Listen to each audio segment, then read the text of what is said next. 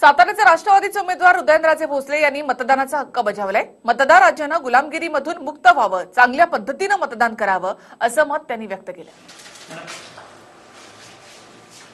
5 वर्षापूर्वी झालं, लोकांनी मतदान केलं आणि पश्चातापाची वेळ आली।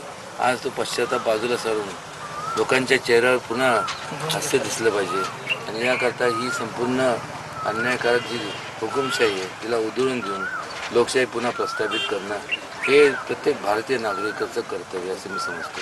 देशात बदलाचे वारे तुम्हाला दिसत आहेत? देशात बदलाचे वारे दिसत आहेत तुम्हाला यावेळी? निश्चित बदलाचे वारे।